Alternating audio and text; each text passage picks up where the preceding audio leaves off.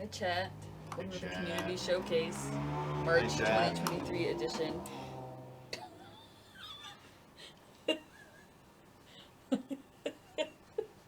Block for anonymity. Look at that. Oh, come on. Windows tries to update on our thing. Whatever. We'll accept everything and be tracked. Thanks. I'm lazy.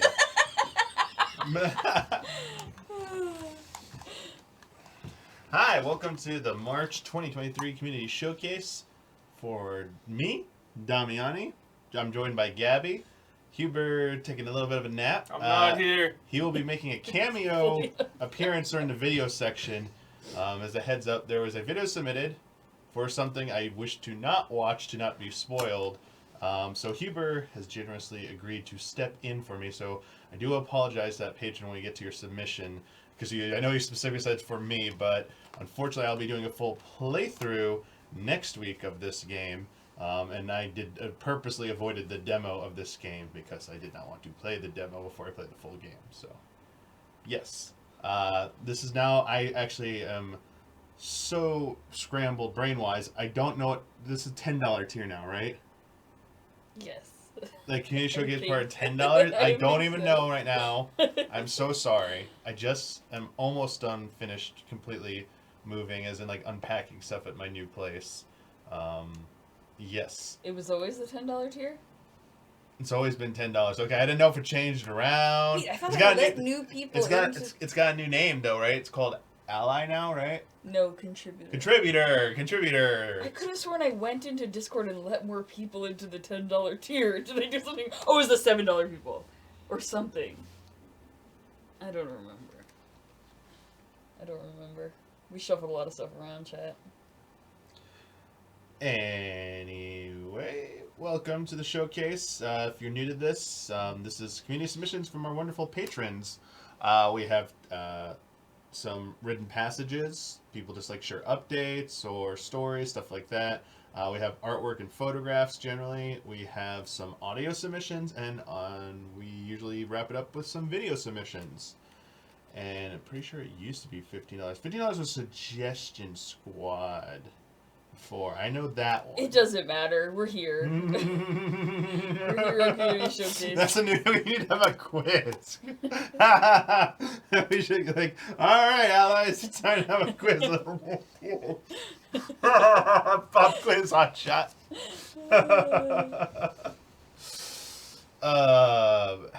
How's it going, Gabby? Pretty good. I actually had a terrible week, so it's I've had nice a to be very here. Busy week. Yeah. I'm in the phase where a roommate and his girlfriend. There's now a dog in the apartment, very small dog. But with my cat Cloud, it's like that day 2 of like nothing's happened so far, but they haven't met face to face yet. Okay, We've been they've keeping just them been isolated. Okay. Yeah, so like it's just like the smell. That's really intense, Damiani. Yeah. Turf war. Like thankfully the dog really likes me. So like, Okay. but they were saying like this dog just loves everyone and other pets. Okay. So it was never gonna be like their issue. Like they were not gonna have a problem with like my cat. But you know how cats are; they can be temperamental. Yeah, have bad attitudes or whatever. Yeah. My cat mostly got along with my my former cat Tifa. But there were many times they would fight, and he would instigate it. So I'm just worried about that. Yeah, right. Yeah, so we'll have to see how that goes. But that is, and then finishing moving out from an old place when you rent. Stressful. Top 5 worst human experiences of So all time is moving. I had to do the walk. Straight up. It was the pre-move out walkthrough where they go over all the costs, and like they did the good news, bad news hit. So like, good news, you've lived here for so long, you don't have to paint, like all the walls, you're not responsible for that. All the carpet, you're not responsible for that. And then they told us what we were responsible despite living here for 12 years. And God. It was more than I thought it was going to be. It was hoping for.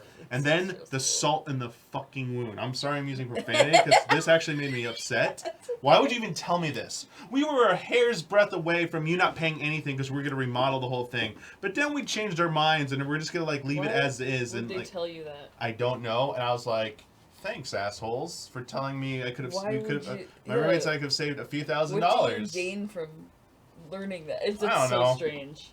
Well, I was worried. I was like, you said that. Now you give us some ammunition. But I was like, okay. Yeah. But anyway, whatever. We had the glazers come and do the sink. It's the glazing. Yeah. One of the tubs, not mine. The other tub is a nuclear disaster, and that's the single most expensive item that's going to cost. If it's getting, bomb that shit. It's reglazed. Huh? It has to get double glazed. What'd you say? Bomb that shit. Oh. With, like, CLR is what they cleaning said. stuff. But the dude was like, I'm going to straight shoot. That looks beyond hope to that one. He was like, mine, he goes, you could probably do something with yours. Yours is like, way better, but yeah. They said the one that has to be like a double glaze is what they called it. What does that mean? It means they have to glaze it twice, so it's like twice the price.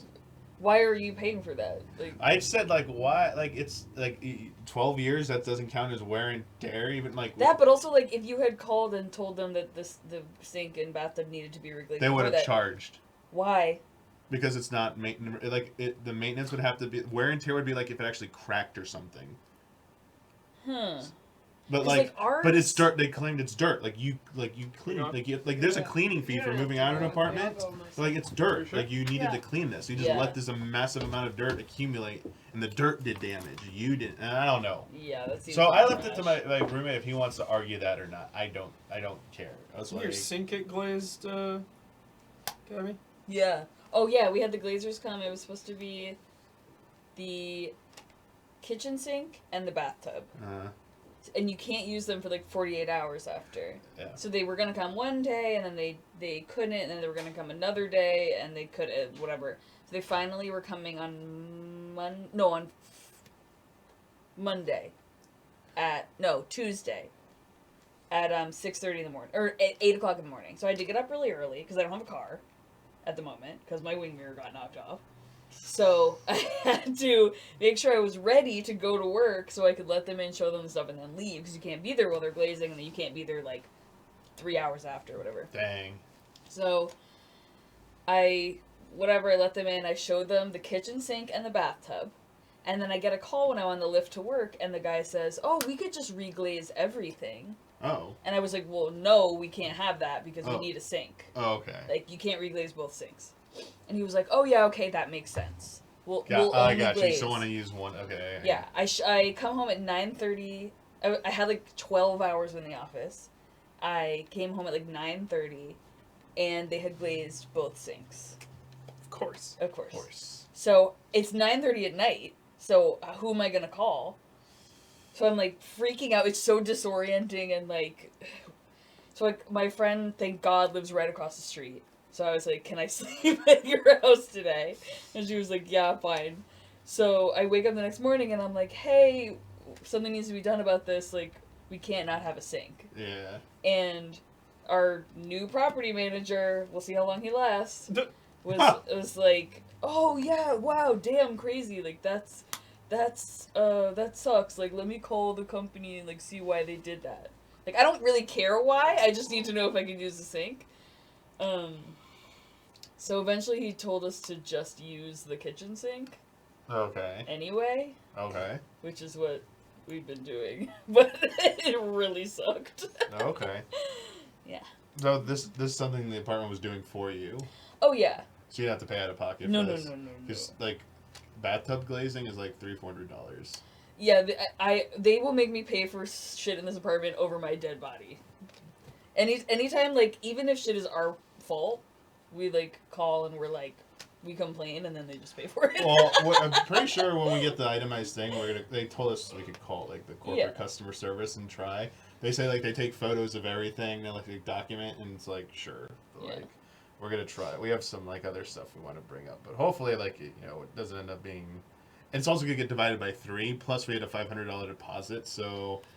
It actually, when divided by 3, wasn't so bad, but, like, it could have been, like, peanuts if, like, some of the stuff wasn't charged. So we'll have to see. If you just, like, argue, if you, like...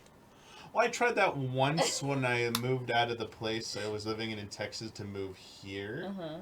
They claimed that the entire carpet for one bedroom was unrecoverable after living there for only 1 year. because one tiny corner, one tiny spot had a tiny stain on the back of it or whatever. Yeah. It didn't go through to the padding. It didn't go to the concrete. Yeah. And they're like, and you can't even see it on the backside, and there was no smell actually from it. And they're like, oh, there's a stain. We have to replace the whole carpet. Yeah. And like, I tried arguing, and they're like, this is where we end. And I'm like, what do you mean? He goes, you'd need to go get a lawyer. You'd have to sue us. We're not budging on this. I'm like, cool. And they wanted $600. I have threatened to sue our building managers a few times. Like, I've just said, like, oh, okay, I'll talk to my lawyer about that. And then they immediately do whatever I ask them to do. You bring up the lawyer. They are not interested in going to court. Our complex, they hear that. They're like, sure, we'll because it's a bluff. They're bluffing, dude. They're fucking bluffing. They're bluffing. You fucking slap that shit on them, dude. They will back the fuck down. Yeah, we're having an issue. Like some they don't. I'm sure sometimes they want you. Like, I think they're so big and they get that all the time. They're like, well, like, we know we know you are bluffing. Yeah. Like, I've always wanted to say that to someone. What? I'll see you in court. One time I asked, they like didn't want to pay us back for something, and I was like, oh, can you put that on legal letterhead that you're not going to pay us back? And they were like, oh, What a baller. Yeah. Legal letterhead. Like, prove it.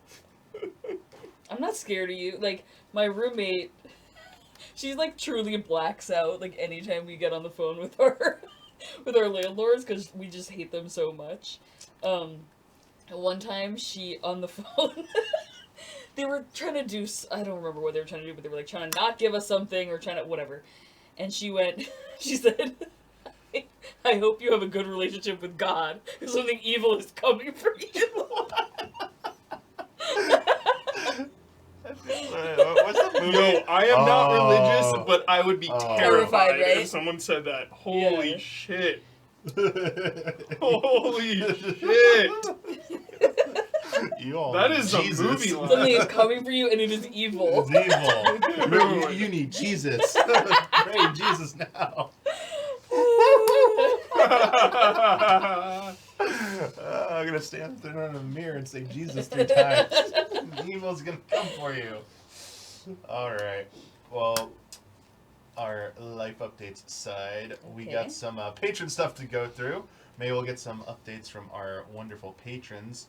I'll start first and we'll alternate. That's cool. Alright. First up is Joe Caruso. I wanted to take this submission to share a quick gaming-related story from my childhood. I think I might have shared this before in a community showcase with Brandon and Ben, but it's just too hilarious that I'm not afraid to potentially repeat myself. Growing up in the early 90s, we were lucky enough to get a Super Nintendo shortly after they came out in America. I became obsessed with our limited library of games like Super Mario World and A Link to the Past, so much so that the majority of my first grade journal entries were about progressing in said Super Nintendo games. That's awesome. That's so cute. At the end of the school year, my teacher would look over all of our journal entries and sometimes make notes before returning them. That's kind of... Teacher looking over your journal? Like, is that... What's your school journal? Oh, I thought it was private journal. No. Like, let me see your private journal. You know, in the morning, you would like write a page. Yeah. Okay, like I was like a counselor. One day I wrote about how I witnessed my older brother swim below the bottom of the screen and in the swimming level of Super Mario World, but instead of losing a life, he swam up from the other side of a rock that was also below the bottom of the screen. Let me guess, that was probably in like one of the special worlds, the Star World, because that's how you go for one of the alternate exits. It's pretty cool. My teacher's note on that page were, "Oh my gosh, I hope he's okay." Oh. That's because I noticed that at no point did I mention that this happened. Oh, they thought it was real. I believe my exact wording was, "Yesterday, my brother swam under a rock.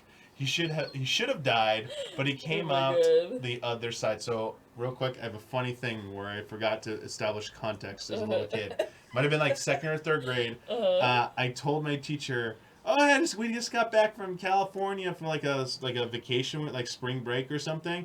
I said, "No, it was over the winter. This is important." So it was like we went there for like the holidays. I said they were surfing there, and so I didn't say the holidays. I just said I in California they were surfing. That's all I said. Right. And my teacher's like, yeah, they surf in California. And the class kind of laughed because, like, oh, California beach surfing. And like, I forgot to say middle of winter when it's cold and stuff. Right. So everyone's looking at me. I'm like, why is this so weird? Why does everyone think, what? Okay, I guess I must have missed something. Yeah.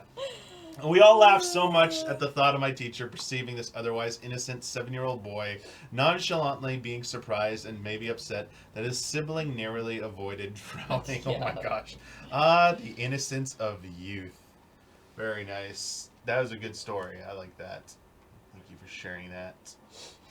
Our next submission. Yep. Well, it's been a couple of... Oh, from Brandon K. Brandon K. Gann. Well, it's been a couple of weeks... Once the showcase goes live, it's okay. As I write this, it's the last day of the forums being live, and I wanted to spend my showcase submission discussing what the place has meant to me over the last 7 years. Next month, I'll go back to discussing thoughts on games I've either seen or played for the first time, covering things like the Dead Space remake, Twilight Princess, Octopath Traveler, and depending on if it's out yet, the System Shock remake. There was news about that. For now, I want to have an ode to one of the best community spaces I've been a part of.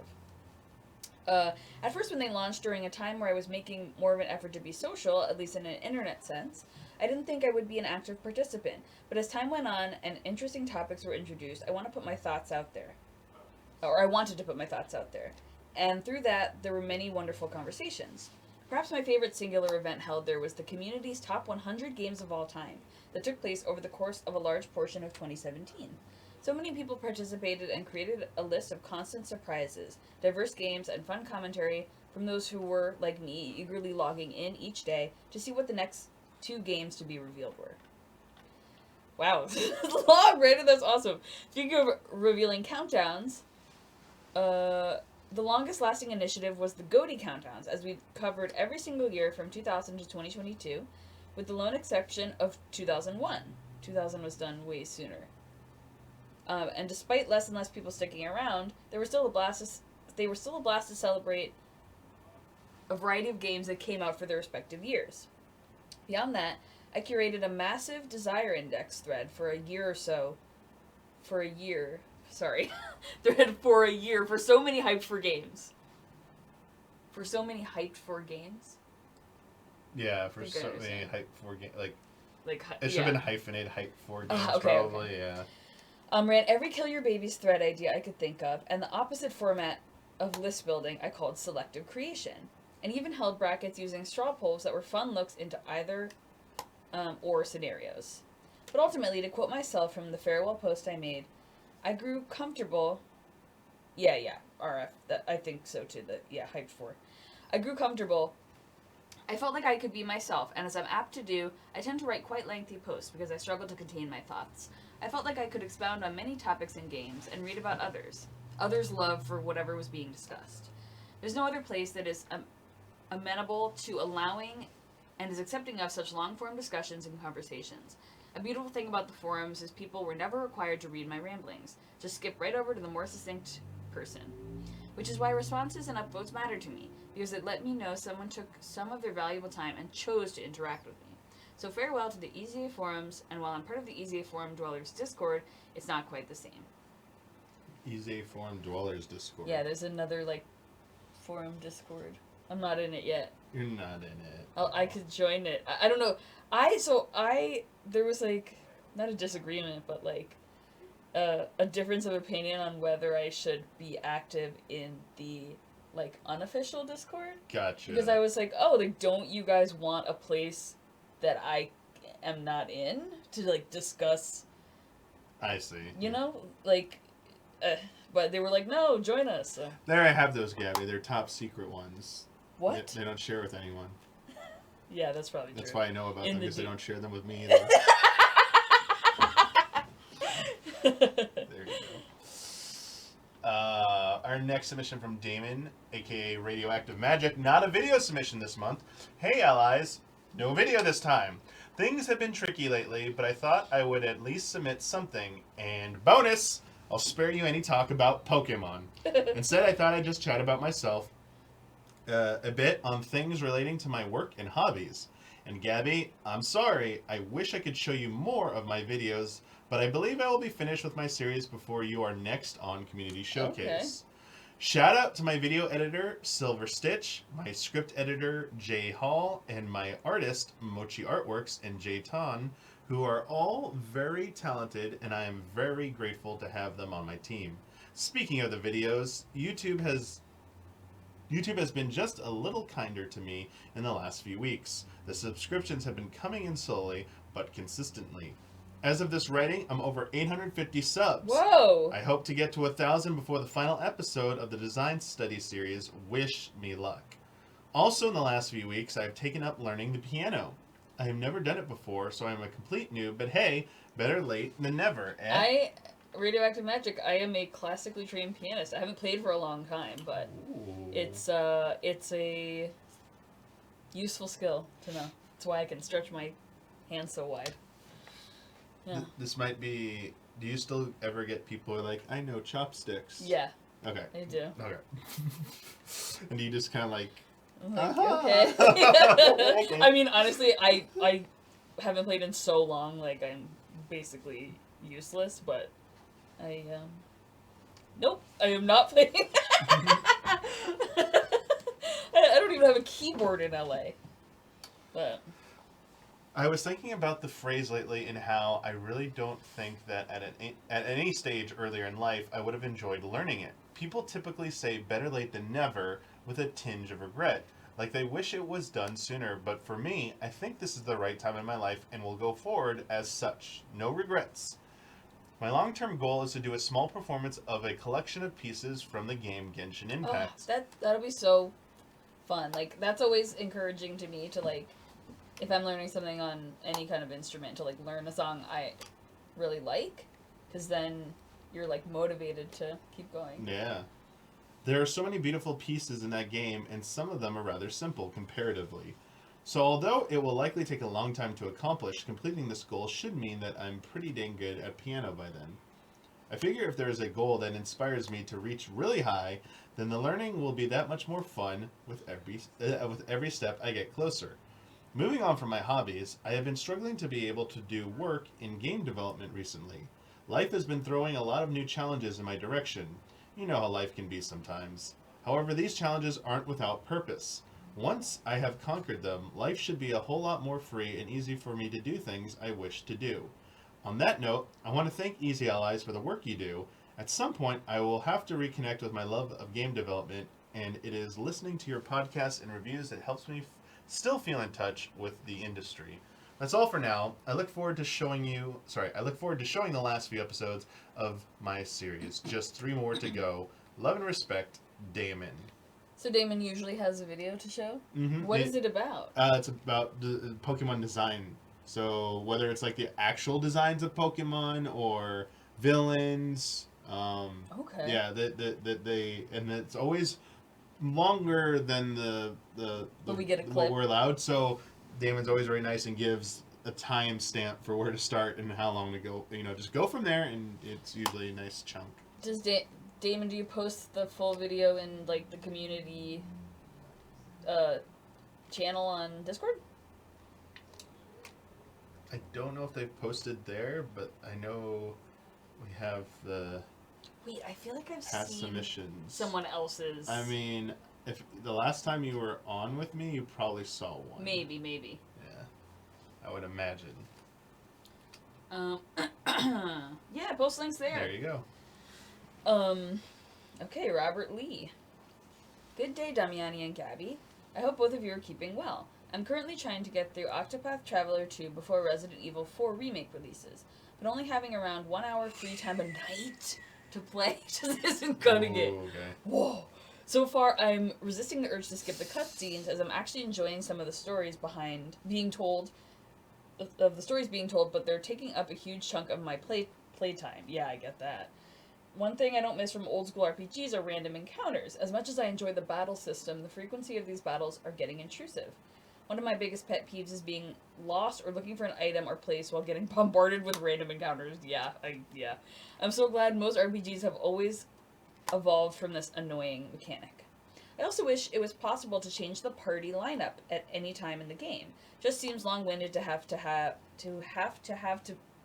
to have to visit the tavern to do this. Maybe more recent RPGs have spoiled me. Having said that, I love the combat mechanic and the various skill combos you can employ, and it has some good vibration implementation that puts other RPGs to shame. So tempted to skip the cutscenes. I somehow managed to beat Dead Space Remake in February, and I feel like I'm the only one who loathes this game. Whoa. Wow. Good thing Huber's not here. Yeah. I really don't understand the praise this is getting. Enemies were more annoying than scary, the shooting didn't feel satisfying, the PC version is plagued with performance issues which possibly ruined my playthrough.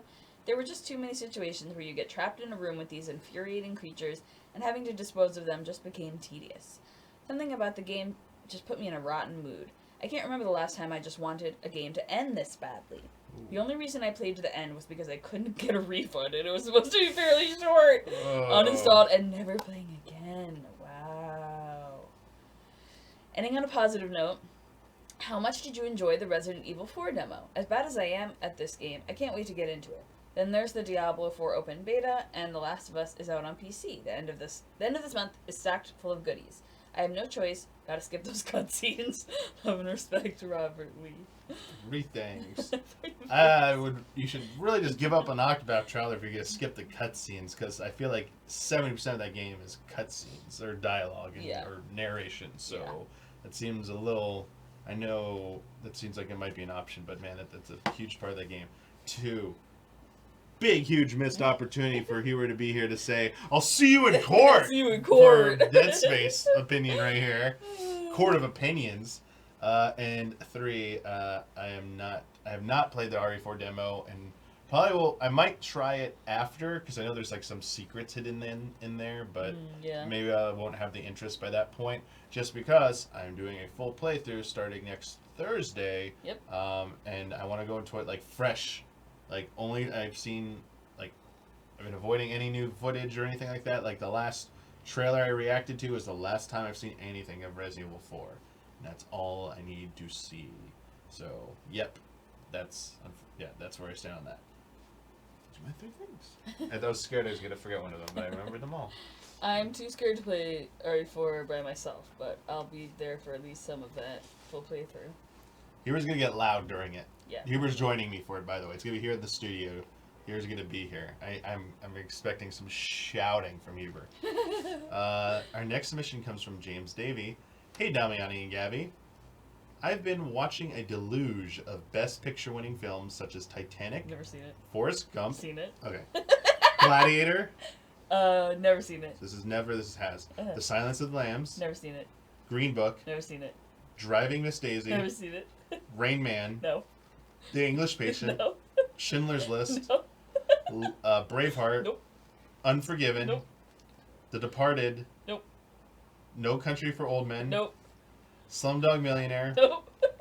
And The Hurt Locker. Nope. So you've seen 1 and haven't seen 14. And there's Huber going, "I'll see you in court."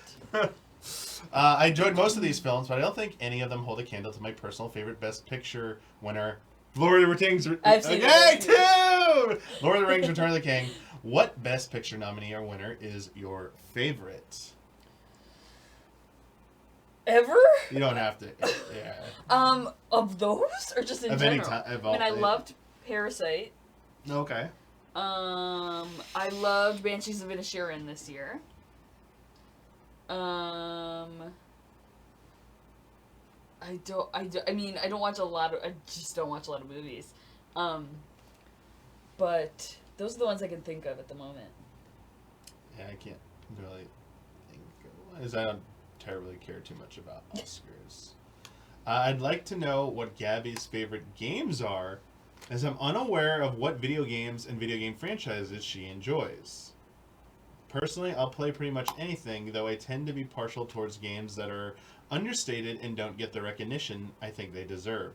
Games like Neon White and Hunt Down, because not only are they hidden gems, but they've evidently been designed with passion and fervor, with quirky stylizations, and they both exude personality. So, I like a little bit of everything. Like I can get into any type of game.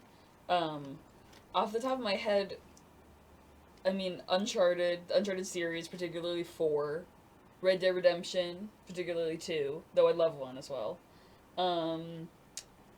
Banner Saga, Inside. I love Tetris. Yeah, all sorts. I love Mario Odyssey, Breath of the Wild. Hotline Miami. Yeah. A lot of games. Yeah. That. And more than that, but that's what I can think of right now. A game James Davey unequivocally loves is Ni no Kuni: Wrath of the White Witch. That's I love one Ghibli. I also got a Ghibli. really like. Oh yeah. Oliver is a lovely protagonist, so polite and kind, always wants the best for everybody, and he's so gentle and sweet. The flashbacks of Oliver and his mother, Allie, always bring on the waterworks. The spirit and majesty of Wrath of the White Witch is spectacular, and the story compels me to keep on trudging through the grindier parts of the gameplay. It's also a jolly and comedically pleasant experience, too. The soundtrack is so majestic, too, at times, as well as eloquently melancholic. Pieces of a Broken Heart is one of the best pieces of video game music I've ever had the pleasure of listening to. Oh yeah, that is some Ghibli goodness there. Is it Joe Hisaishi? Yep. Ah. Mm-hmm. He's Well, coming. at least some of the music. I don't think they did all of it. Yeah. But they definitely, the main theme song is theirs Yeah. for sure. Yeah, the first one was very special. Having the actual animation, Yeah. which only happened because the studio head of Ghibli wanted the artist to have work. Yeah. Because generally, like, Hayao Miyazaki has no interest in video games. Oh, have you seen the video of him talking about Yes. 3D animation? Yes. Highly recommend. Yes. It's Yes. insane. Yes. He's such a hater. Yes. He is such a hater. But I feel like his dislike of reliance on technology fuels that's his movies would not be where they were if he didn't have that part of him. Oh yeah, totally. Yeah, so I think like the 3D in Spirited Away, the like very little of it is used to like make you feel weird, you know, like in the beginning when they pass the like I forget spirit thing, Yeah. the like I'm trying. sculpture. Yeah. Yeah. I know what it's called. What are they called, Chet? You know. Yeah, they for Wrath of the White Witch, had like the nice animation, the it had pretty much everything, and like it had I think a very like good story in terms of like a good Ghibli style story. Yeah. I understand why like people felt it was a step back, lost the animation, lost a little bit of like that magic as well. And Yeah. felt like it was basically Bandai Namco in level 5 specifically, trying to recapture that magic without the key people responsible for some of those special parts. Yeah. So it comes off like it lost a bit of that like soul.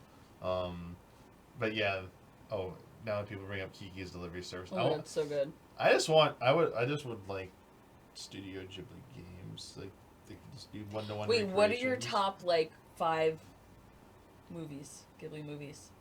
Well, I like okay. Nausicaa. Okay, let me give 5 that like it won't be ranked. Doesn't have to be in order. Okay, yeah, so yeah. Nausicaa is definitely in there. Okay. Castle in the Sky is Yeah. definitely in there. Lapida. For me, Porco Rosso. First time I saw Porco Rosso, I was like, this is weird. Is this a love story between an adult man and a child? Or an adult pig and a child? But then the second time I saw it, knowing that it's not, Yeah. I was like, oh my god, this movie is brilliant. Yeah. Yeah. Okay.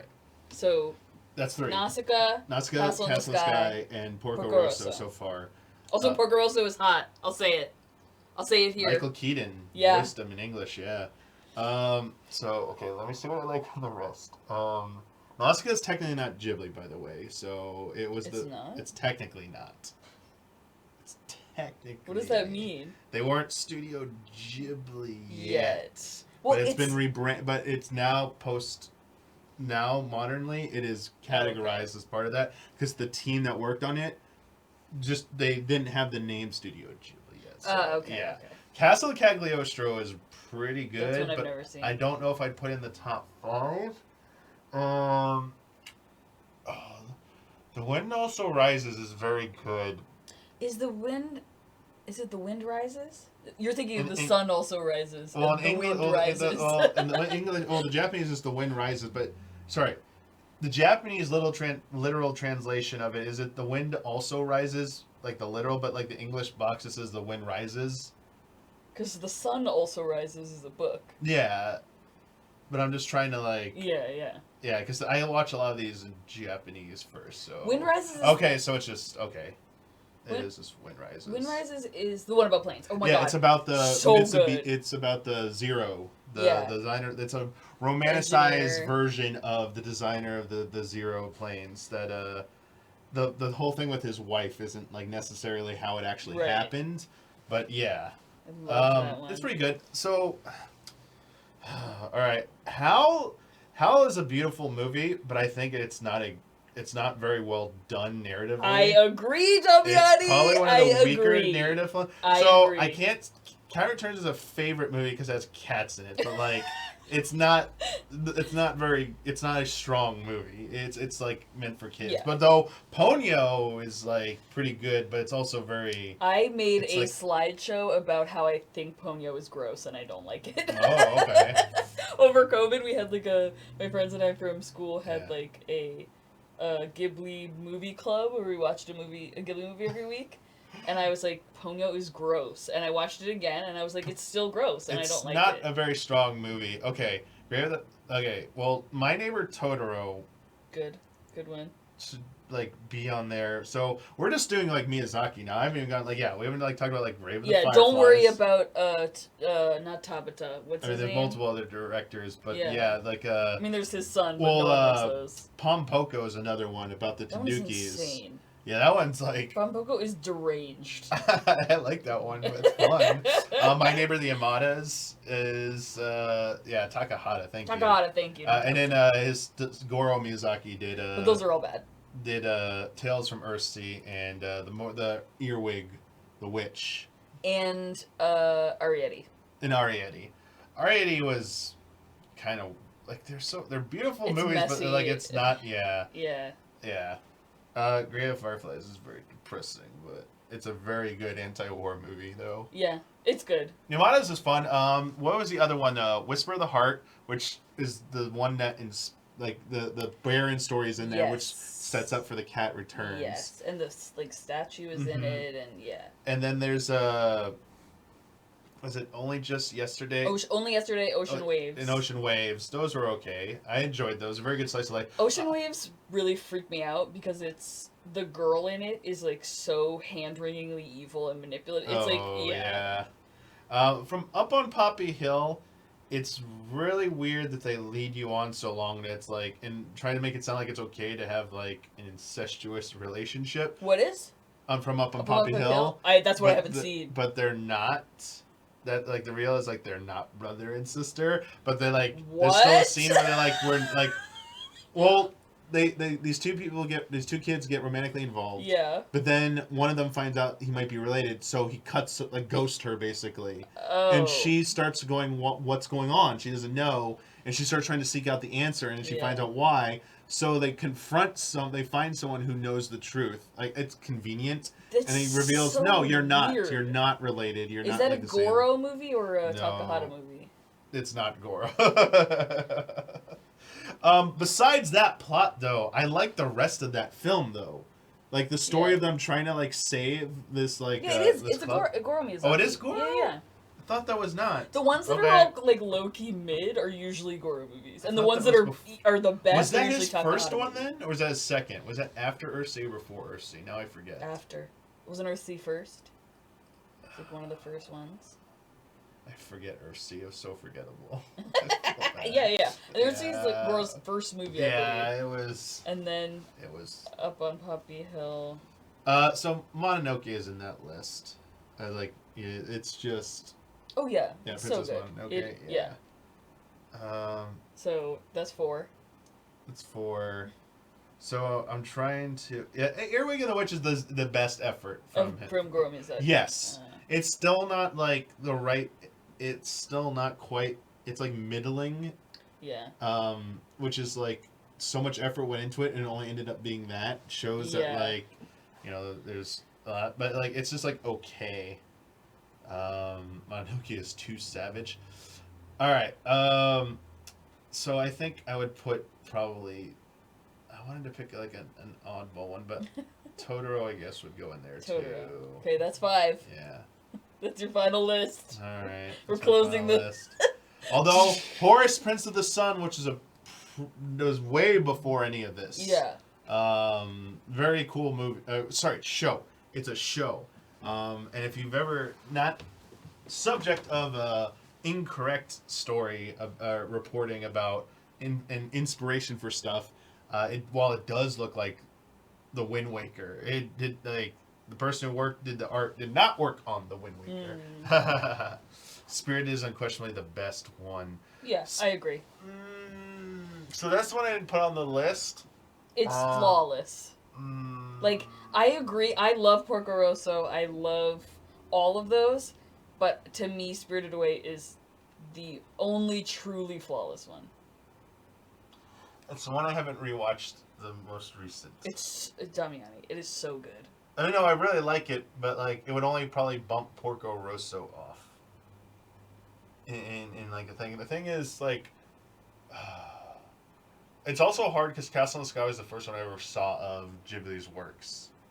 And Porco Rosso is? No, Castle in the Sky was the first. I think Mononoke was and the only thing I'd ever seen before that were like anime shows. So I didn't like. I knew they were like, oh, this is cartoons for adults, like the layman's term for it. But like, Castle in the Sky showed me, oh wow, this could be. Woo! I didn't know they could do this. This is pretty good. Yeah. I like Laputa's world building. You're right. Laputa means the bitch. Yeah, that's why they have to say castle. That's why they have to say castle in the sky. Yeah. That's why it's called Castle in the Sky. Yeah. Also, Mark Hamill voice. Yeah. Oh my God. Okay. Castle in the Sky is fucking crazy. The villain tries to shoot a child with a gun. He's evil. They actually let him be evil.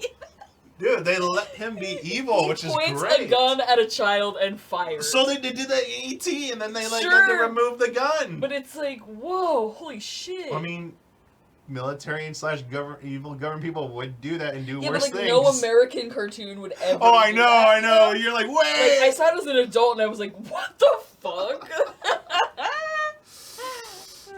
I just like the sky pirates, like airships. It's they're awesome. Cool. Like the old mining town with like those like train cars. Really good world building. Yeah. It's also funny. It feels like you're watching a movie that's like this is like a movie adaptation of a JRPG. Sorry, a Japanese made art.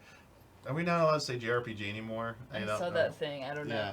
I'm not saying it as in like Japanese like art style RPG, not like tropes.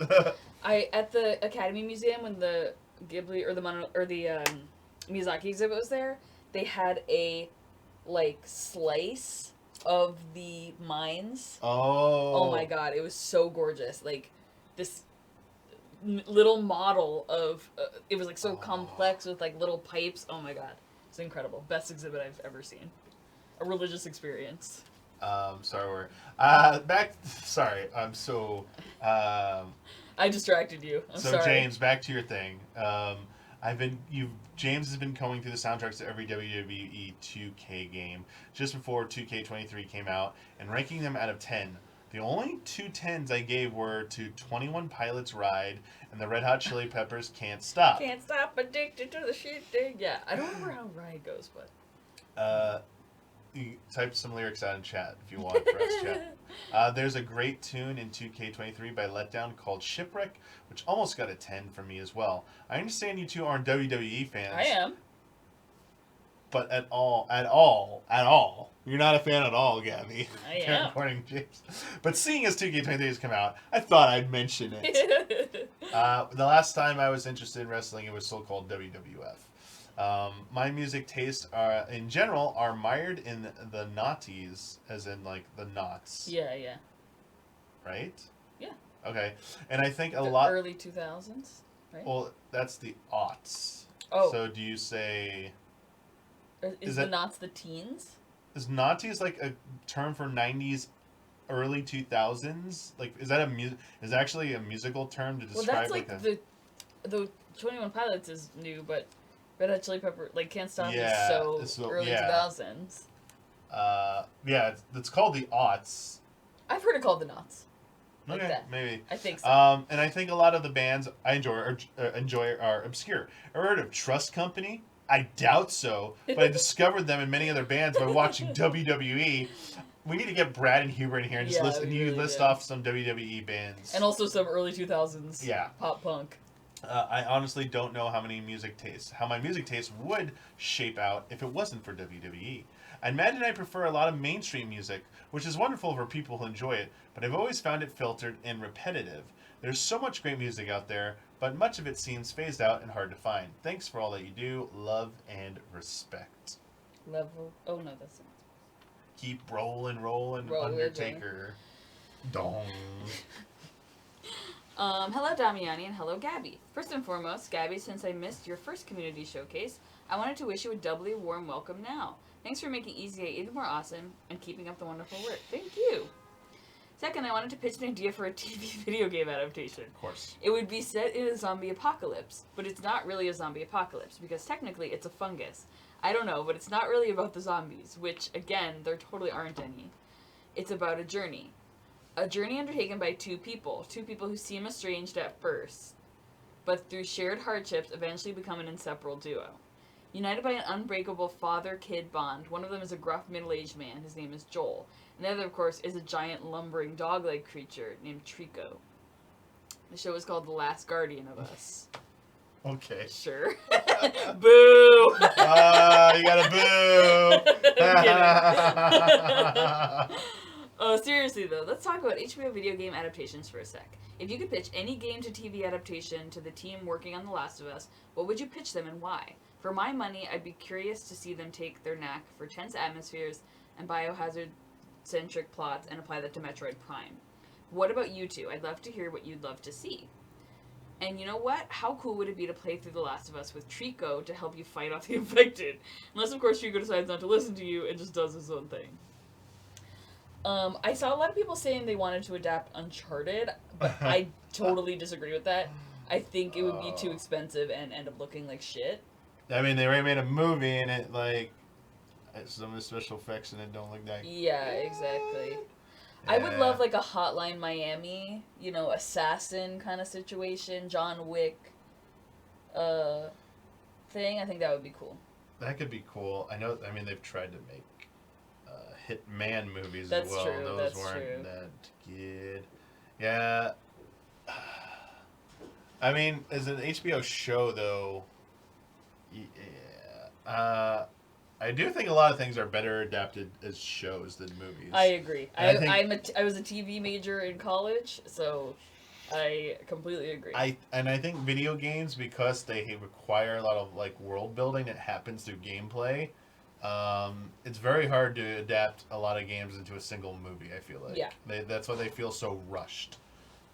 You lose the like magic of the time it takes to play video game. Inside, that might be good, though. I guess I'm not. I don't know. Inside with dialogue might be bad. Yeah, I mean the obvious ones that people have always asked to be made into like a movie, and they were rumored to be movies at the point where like Metal Gear was one. Okay. But they're just. I feel like that style of movie, like those are like the Jerry Bruckheimer, Michael Bay style films. It's like the same. The composer from that does Metal Gear's music, or in the past did. I mean, explosions, military, espionage, like that already kind of exist. So maybe you'd have to do a different take on it. I don't know. Yeah. Maybe re-examining an angle of a game where we've seen it presented in the same way so many times, but there's another element that hasn't been explored. Kind of like, was it how James Gunn said the new Superman movie is gonna be we're focusing on Clark Kent. We're focusing we always see Superman so much, but let's do a movie about Clark Kent. It's okay, sure. No more heroes.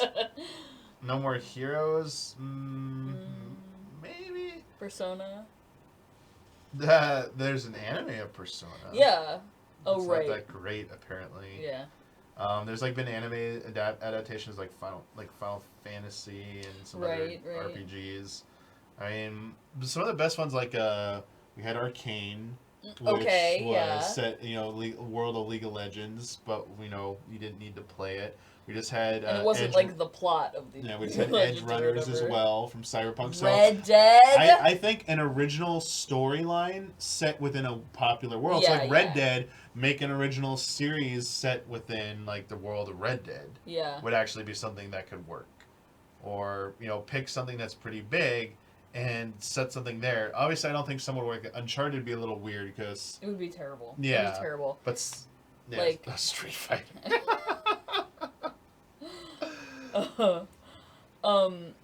Yeah, like having worked in television and having majored in television, like anytime I hear like, oh, what do you want to turn into a TV show or a movie, my mind just says budget. Like, what can you afford? Yeah. What will look good?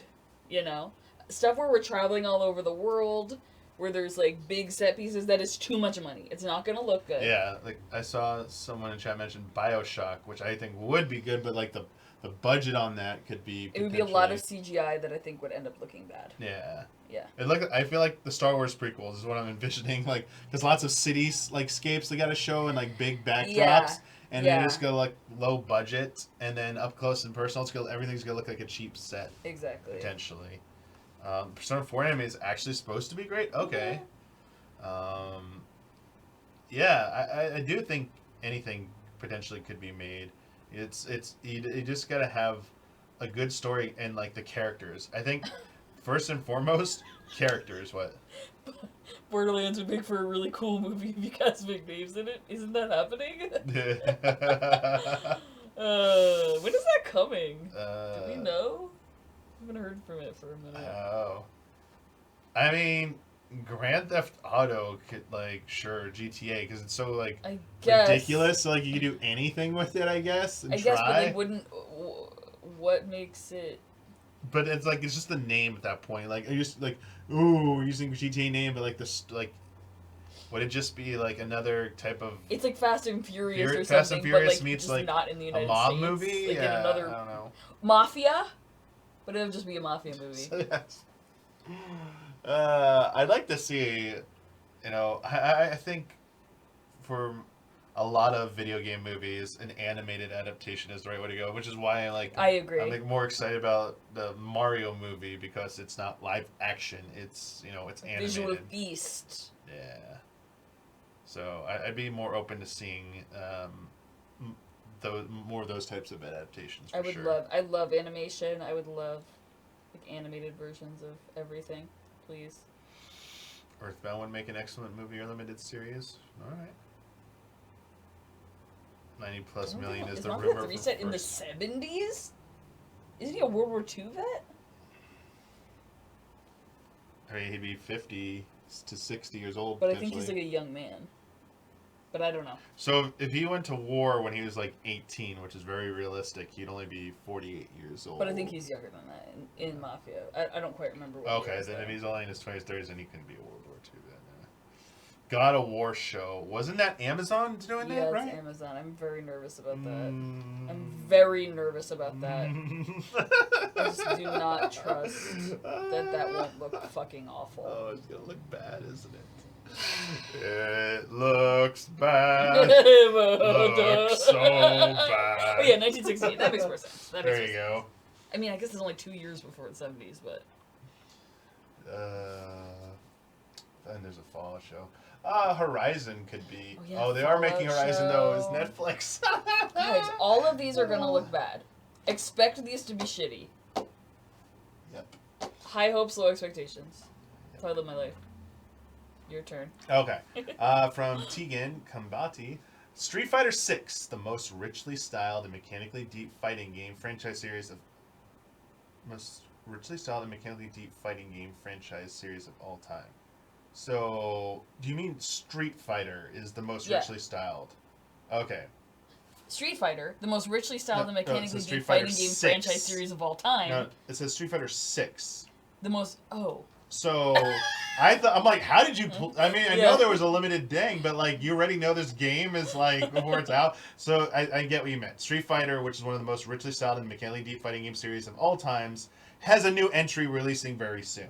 And it should be noted that many new players will be jumping in for the first time, especially after Capcom announced that $1 million first place pot, Yeah. or not pot, prize. That's the prize. Yeah. 2 million pot, 1 million to first prize for Capcom Cup winner next year. As a result, it is possible new players might have trouble crossing through the complex threshold of fighting game difficulty. Very, very true. Let's start with an analogy to roughly define the basic difficulty for fighting games. You are a Formula One racer, racing against another competitor on a track that continues to change randomly as you drive along it. Just wait, it gets better. So while you are trying to steer this insane rocket bullet along this ongoing mystery track at 300 miles per hour, you are simultaneously playing chess against the other driver, while still driving, mind you, inside the car. Oh, and you'll also have to win this race and the chess game 2 out of 3 times. I like the analogy from Star Trek 2009 from Scotty, where it's like, that's like trying to shoot a bullet at another moving bullet while riding on the back of a horse with your eyes blindfolded. Like when he says about like warping at warp speed or teletransporting at warp speed. Go look up those Scotty comparisons. They're very good. I liked yours too, Tegan. That was pretty good. What I have been describing up until now, in a nutshell, is a unique structured blueprint of what makes fighting games so difficult and inadvertently what is required to be successful at them. Fighting games require both a razor-sharp intellectual strategy and the highest level of precise and timely execution. However, to soften the blow of intimidation, you should understand that the spectrum for fighting game skill amongst players is absolutely massive. There are a lot of different skill levels between someone who's new to fighting games and a professional like Daigo Umehara. So, you are not going to be Michael Jordan when you first step onto the court. Hell, I myself have been devoted to playing fighting games in Street Fighter for 32 years, and I only consider myself just okay. Holy shit. You are going to lose a lot. Okay, this is the number one truth in any kind of competitive game.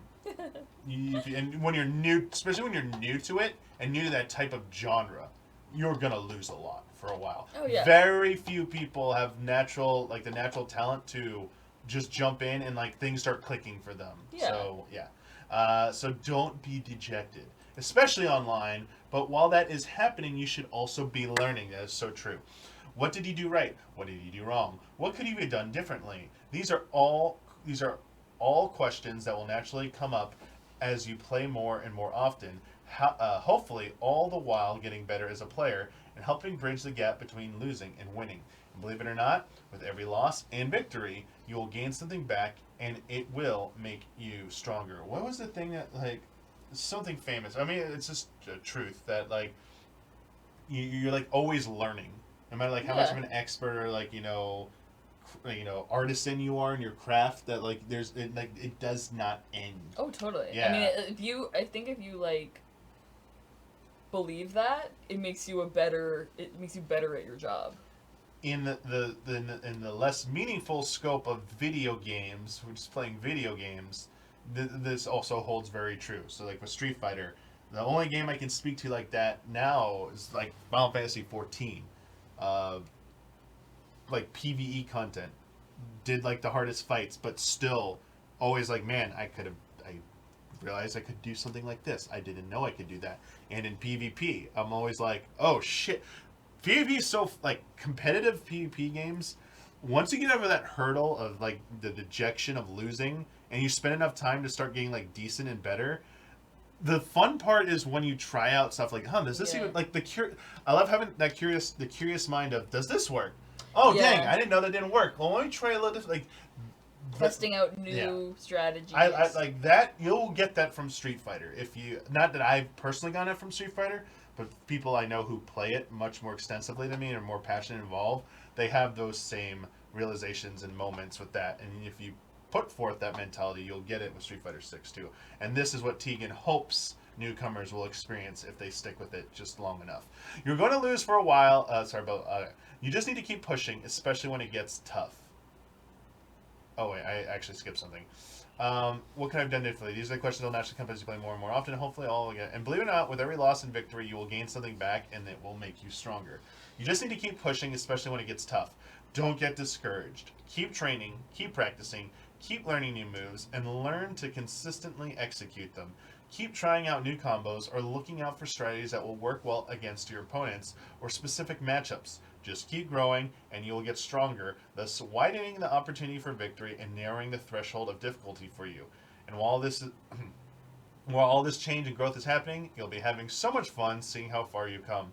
Another universal piece of advice, stick when you find a character that gels with you, stick with them for a long time just to feel like you can get very competent at one character, but eventually what you need to do is you need to start playing like every other character. Don't be scared. Like start playing other characters because to learn matchups, it's so much better when you play as another character and fully understand how they work, how they play, and like the understand mindset. Your enemy. Just watching it isn't always the same as like I know what they have to do this.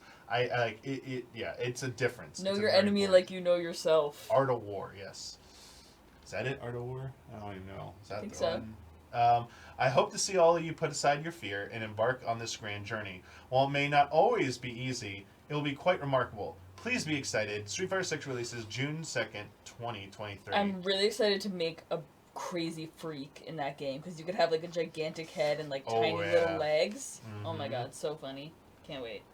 Sorry, Huber, I have to read one thing for you real quick. Oh, you're really going to expose this person? It's for Huber. Drag him. Right?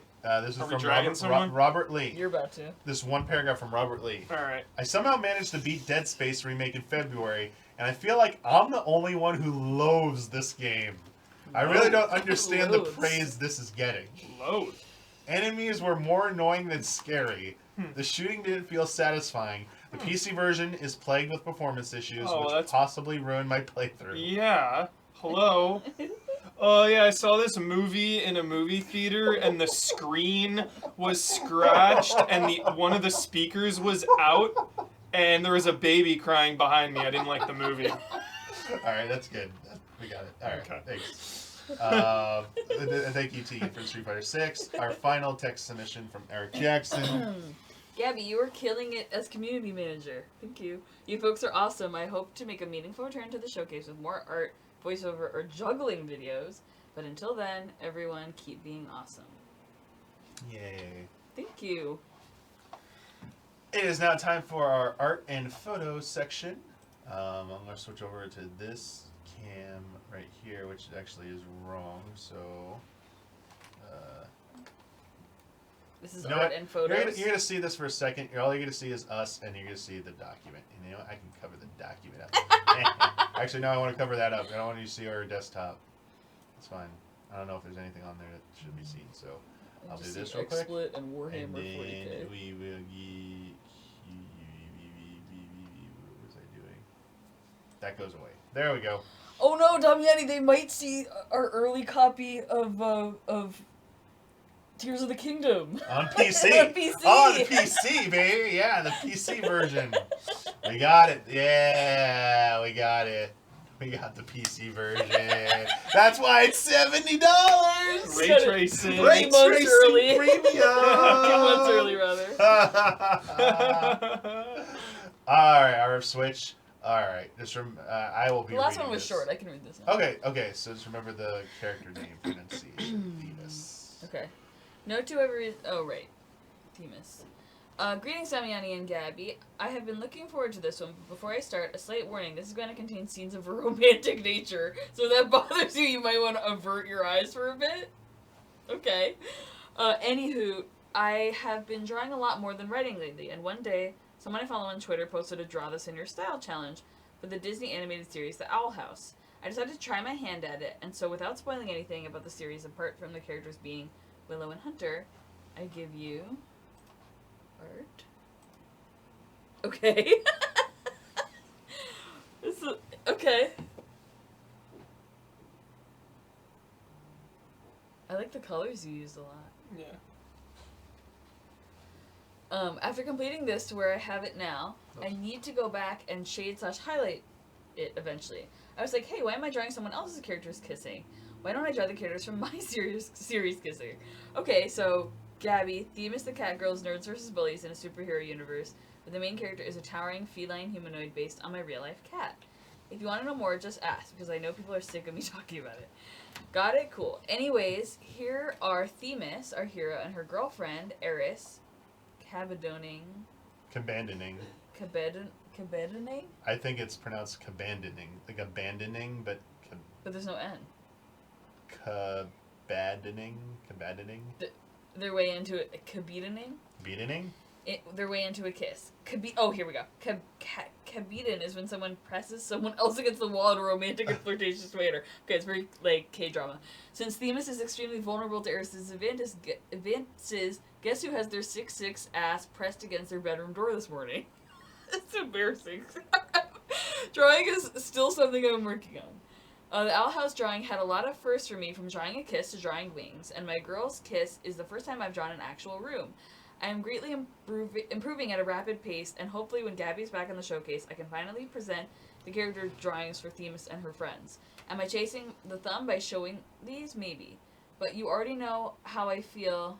I feel there are more deserving artists around here. Until next time, it's back to the drawing board for me. It's coming, RF. Ah, okay, I see. What program do you use, RF? And the One Piece poster. Well, Commanding is more Bachelor than K-drama, Gabby. Thanks. Oh. wait, what? Who Ooh, said that? Huber. That was me. That was Huber.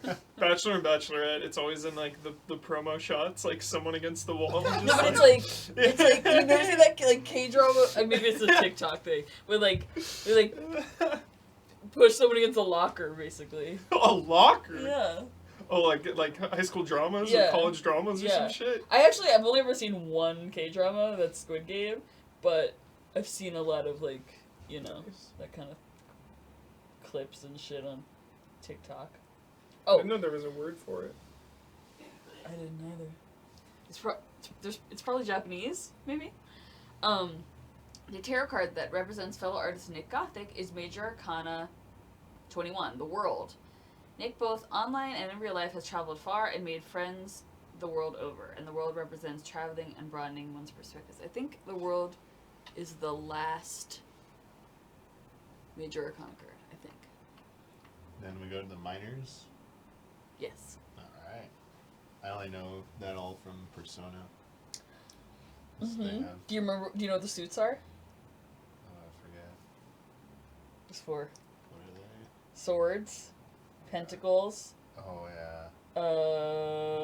The rest. Okay. I don't feel so bad anymore. Wings. Huh? Wings? No. Oh, Doan. Okay, like, so is it Cabedon? Is that how it's pronounced? Swords, Cabedon. pentacles. What are the other two? Don't worry, RF Switch will Yeah. step in here in just a second. They're probably got banging them their for some head on reason. they're banging their head on the table right now, just like, how do Yeah. you not know? How do you not know? How do you not know? I have bad recall, guys. Really bad recall. They don't know either! They probably don't know what we're talking about. Yeah. Forget it. Well, okay. Total Recall. We're talking about Total Recall! Get your ass to Mars. Next artwork is from Mo Grant. Hey Damiani and Gabby, I'm back with some great news on the wrap-up of the Max Axel Kickstarter. Not only were we able to get the book fully funded, but we raced past all of our stretch goals and ended up over 300% funded. Whoa! Awesome. That's awesome. We can't thank you guys and the entire community enough for all the love and support we got while working on this project. The positive energy really helped us stay motivated. This month we got 2 sneak peeks at our upcoming projects. I swallowed this wrong.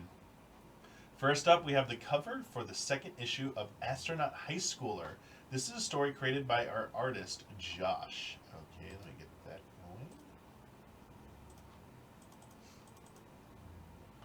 going. Ooh. Wow. Oh my god. When Earth City is attacked, there is only one hero who can save the day. And they aren't just a normal high schooler, they're an astronaut high schooler. With unimaginable strength and a bit of an ego, astronaut high schooler must face off against all sorts of foes. Space pirates, giant monsters, and even evil robots from the future. It's a comic book explosion of color and jokes with a bit of fooly-cooly mixed with Powerpuff Girls. And next up, we have a look at the next issue of the new Luminaries.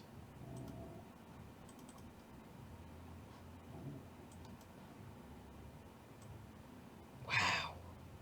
The musical, the high school club thing, the band thing. It made me think of Kill la Kill for just a split second, because all the heads are heads of clubs, school clubs. All right, allow me to our Luminaries to catch Gabby up. This is for the third issue of our comic book story, which revolves around a mysterious event that causes some of the world's most notorious villains to randomly appear throughout the city, and it's up to a team of unexpected heroes to step up and save the day. Our heroes were able to get past the first set of villains that we threw at them in issues 1 and 2, but issue 3 introduces a new group of villains for them to contend with, and we got concept art of these new baddies to show you. Allow me to introduce from left to right, the Break. She's a deadly sniper who uses pool balls and trick shots to take out her targets. She's the green goat. visor. She fucking rules. The viewer loves that. Big Mad. Don't let his size fool you.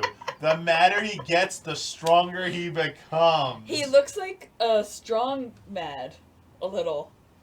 Is it chat? Or you Bad. strong? No, strong mad. I know. The strong mad's the brother. But then you made me think of strong. Strong bad, strong mad, and strong yeah. sad. Strong sad. Actually, I just got a strong bad plushie that when you squeeze him, he says lines.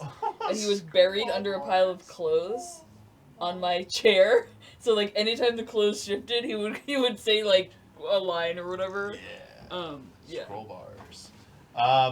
Silt Man, right? Silt Man, a man made out of silt. Sick. Miss Chiff, a punky ninja mime who uses her impossibly long handkerchiefs to swing and attack her opponents. One Man Band, a talented multi-instrumentalist who can create copies of himself that wield each of the instruments he carries as a specialized weapon. Thanks again, everyone, for all the amazing support. Hopefully we'll have a lot more to show off next month. You can follow us for more updates at Lucky33 Comics on Instagram and more incredible art on our artist website, jrcomicart.com. Okay. Okay. Chat. Do not submit art without telling me what program you made it in. Don't do it. I'm not kidding. That is a new Gabby requirement. You must submit the program. Kidding. And then next up, she's going to ask for the raw PSD file. No!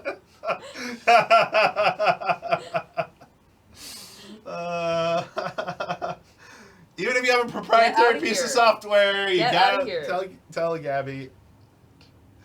Come on. Yeah, show your work. Exactly. Get in trouble with your boss at work just to reveal what you use. Alright. Show your work or else. There you go. It's Photoshop. Thank you. It's Photoshop. Do you draw in Photoshop with a pen? That's hard.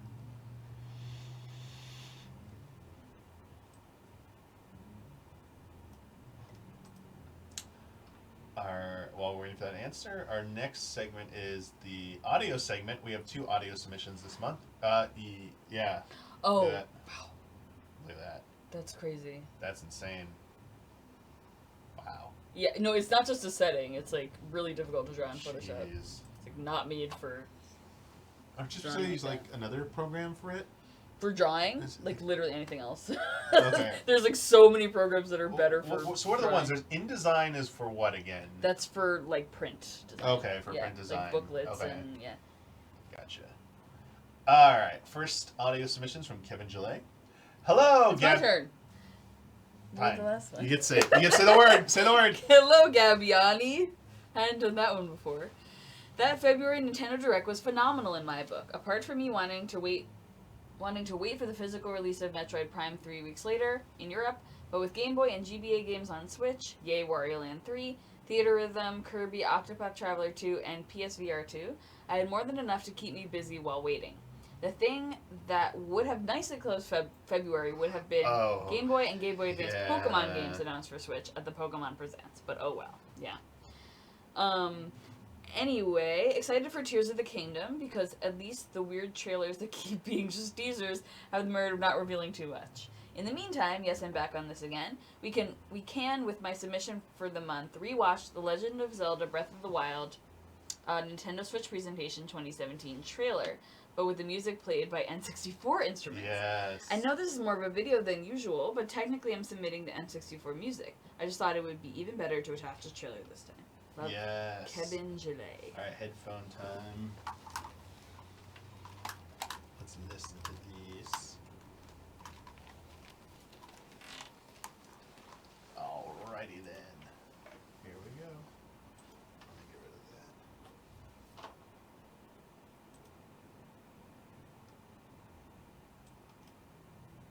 of that. I just started.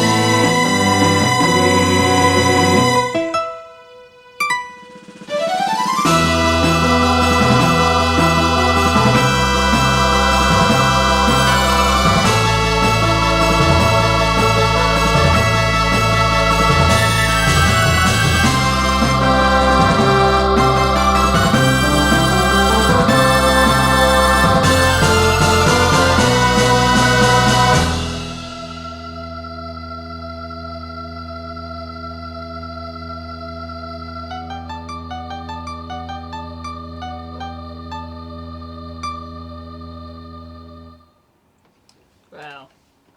I like how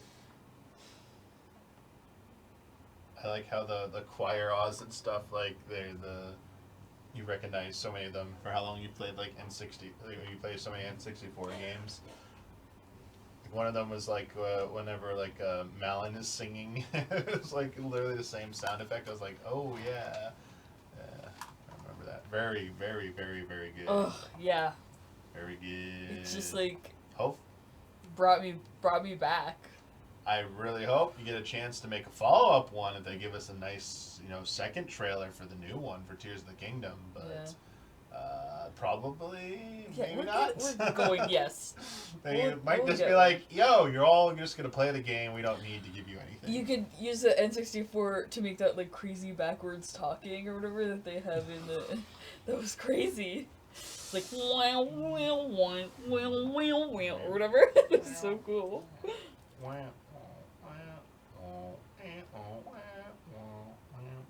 All right, our next audio submission comes from Michelle Jackson. Hi, Damiani and Gabby. I hope February treated you both well. I've been getting back into the swing of game dev since school wrapped up, and I've mostly been focusing on building a strong infrastructure, which isn't very interesting to look at, so here's some music instead. This is an old song I've been tinkering with and plan on using as a situational battle theme. Love and respect. Go ahead and change that over. Hit play and...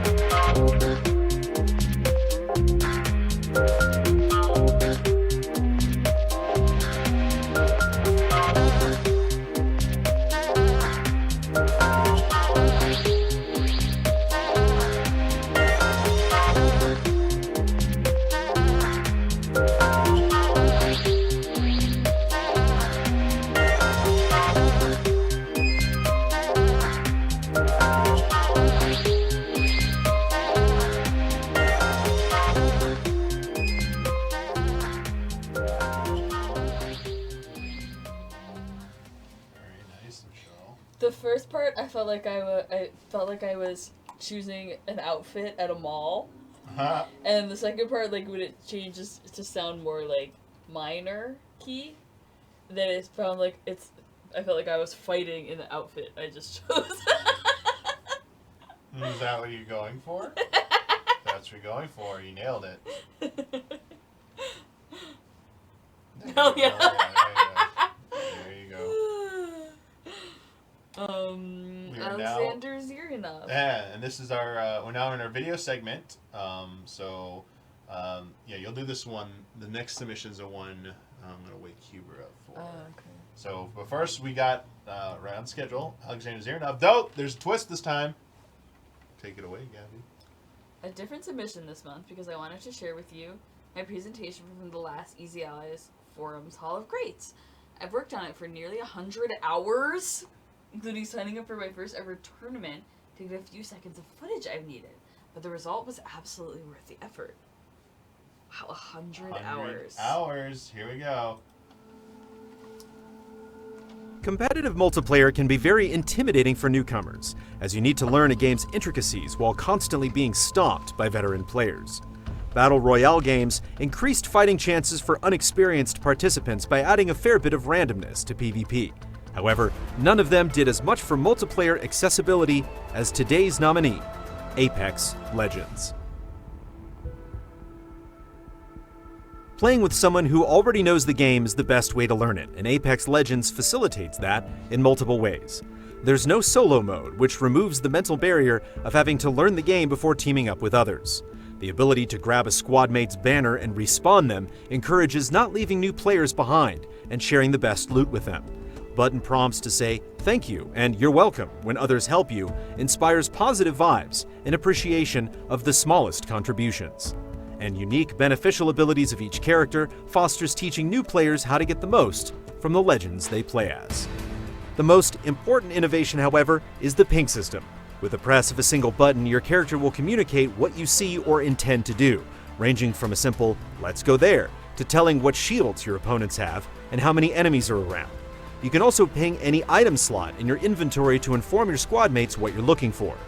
Additionally, characters automatically convey actions like healing or breaking an enemy's shield, which eases teamwork during combat encounters. The efficiency of the ping system allows playing even ranked matches without voice chat, and it opens the game to players who don't feel comfortable talking to strangers or don't speak the same language as their squad mates. I'm here, beautiful. I'm here. The ping system and character dialogues are also used as a storytelling tool that introduces players to Legends' personalities and relationships. If you don't play shooters for narrative, you can easily ignore this aspect of Apex Legends, as gameplay is never interrupted for a lore dump. But if you want to learn more, there's an astonishing amount of history and context in seasonal quests, loading screens, hidden items, trailers, comics, and other forms of media.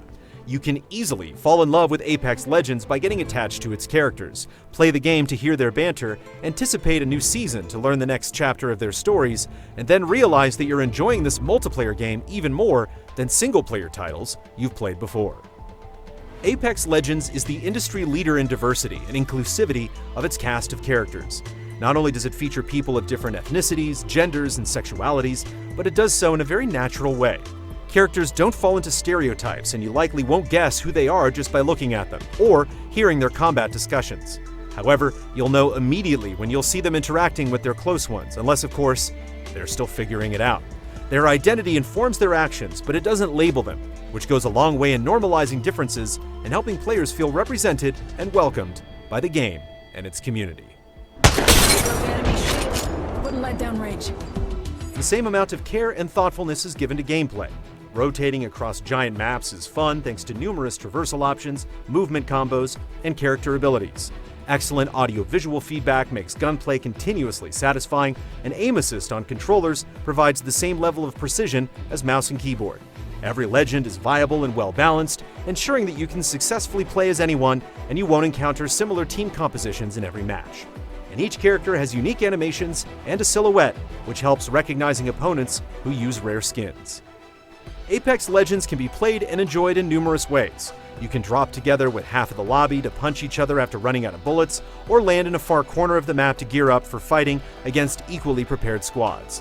Arenas let you skip the looting phase and get straight into 3v3 combat, while various limited time modes feature significant gameplay changes and brand new objectives. Ranked leagues feel like a completely different game, as they require both strategic thinking and seizing split-second opportunities. And tournaments elevate everything on a whole new level, forcing you to consider everyone's performances in prior matches.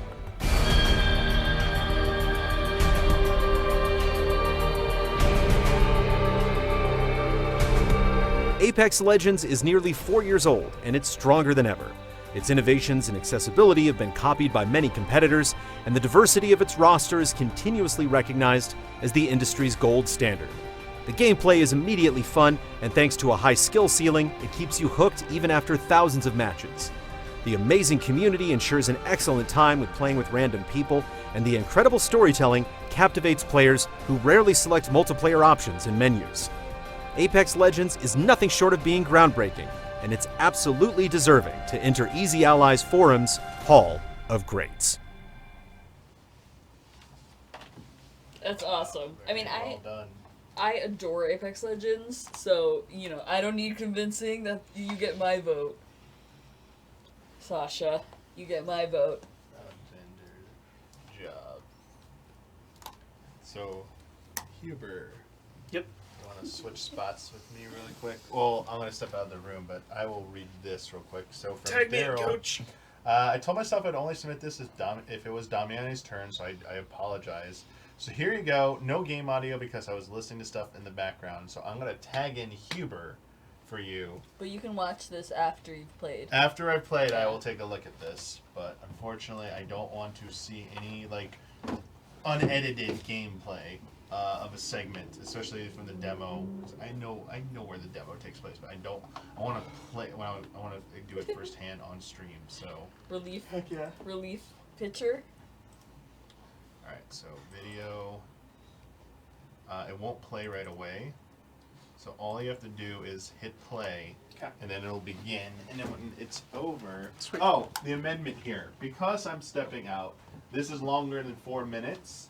I'm making an exception because I'm doing an audible here. Look at that. Look at So that. hit play. That's how you cheat the system. This is my make chat. good. No, this is a one-time thing. Don't do this. Yeah, they didn't know. Like I didn't know they're gonna submit this, but like this rarely will line up. Like the showcase. Oh. The showcase actually should have happened before the demo even dropped, so Oh, I it's was late. just like, That's "How?" why. Yeah, it's usually not this Good late. timing for you, Damiani, Alright. for real. All right, Fresh. go ahead. That's the way to do Go it. ahead. Can you click the thing and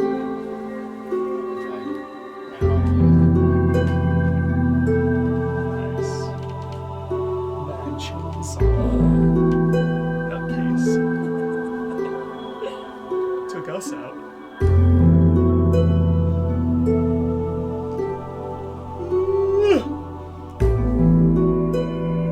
Looks like it.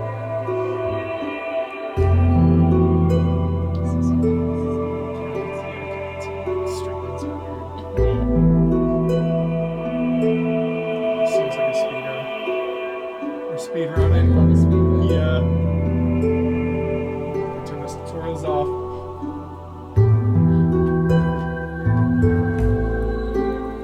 Listen to this music forever. It's very, very loud. Too loud for society.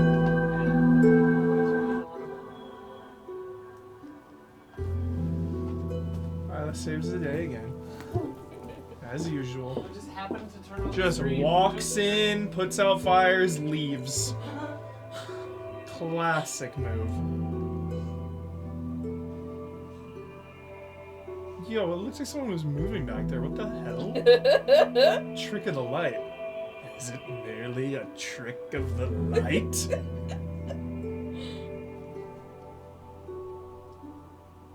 Oh Jesus! Jump scares, got her. I It's not forgot, even audio like, and we got 3 her. guys coming in. Jesus. Count it, count it.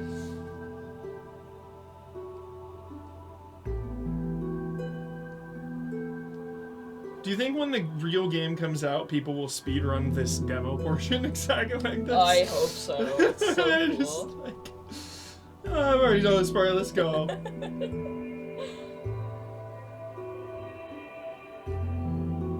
Look away. Look away! Good on you not highlighting that. What? There's, oh, there it is. Yeah, good. We don't like seeing that shit. Be done in 4 minutes here, Brad. No problem.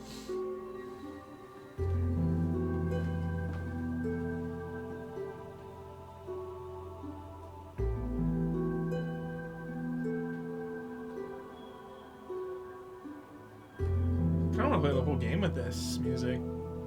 Just like. Just no audio. Yes. You don't think it would get a little repetitive? It might. You could do like the whole franchise save room themes or something. Hey, now we know you can't save that guy, right, Chad? Jeez. Damn. Cause Leon was sprinting. Talk about a speed run. Just run straight into the middle of the town. I wonder if that's meta or not pushing that. That seems like that would cost you a few seconds off the run. Do you really need to do it? I don't know. Huh. That That's a will good be thought. debated and discussed as the game comes out. No shotgun. No Right. shoddy. Smart. Now shoddy. Ladder first. Order of events. Excellent. Oh my god. Wait, who's watching? Who is that? Isla? Isla. But we think this is a speed run. Isla. How do we have... What's the trick? There's like a trick for the TMP or something. It's crazy. I thought you had to pick it up though. You just get it?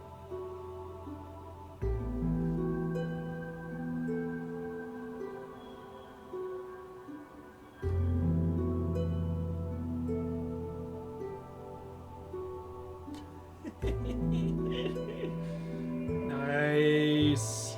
Jesus. What a grenade. Just a mist of blood. So good.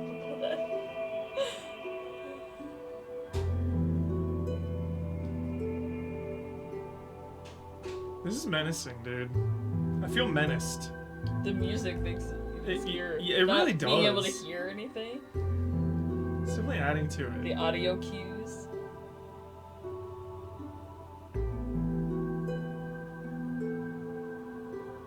I hope we're What going the for a kill, not just survival here. I want this bastard dead. I saw somewhere that you might not even be able to kill the chainsaw guy. in this Really? mode. Yeah, he just chases the whole time. You can like slow him down, but Got it. Well, we've been pumping him full of lead here, dude. And grenades. Shotgun blast, point blank to the get head. out of there! This is excellent. Look at this. Look at this. Confirm the Yeah, kill! you're just filling him with lead. I'm not sure you can. I want to see a kill, dude. I want to see it proven. Chat says you can kill him. You can't kill him. Ah, okay. Hell yeah. The cow. How did that just drop? Jesus. These routes, dude. Escape route.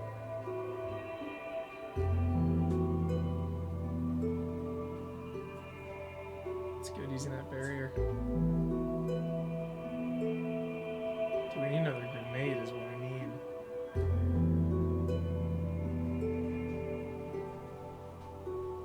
Do we need this kill, Gabby? We need it. I'm gonna feel... Yo, surviving is winning, yes, but like... I need the kill. I need the kill Oh, shot. Jesus. I'm praying. What they say? He died They there. killed him. Okay, Nice. cool. Gotta see that corpse. So he just has like double the health and double the speed, basically. Sick. What's he drop, chat? Did we get his loot? Whoa! Did you see that? That's good. Chat, what's he drop? Holy shit. 10k? Nice. Chainsaw Man just has 10,000 pesetas on him. Nice. Amazing. Nice. Look at those pesetas. Seriously. Oh, nice. Here we go. Excellent. Excellent. Yes. 10 out of 10.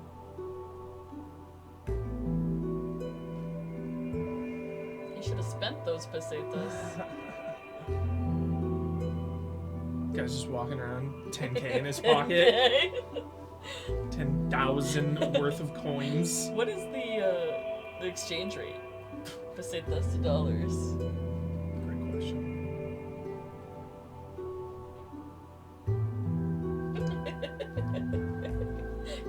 in the chainsaw business. So, Where are pesetas? Like Spain?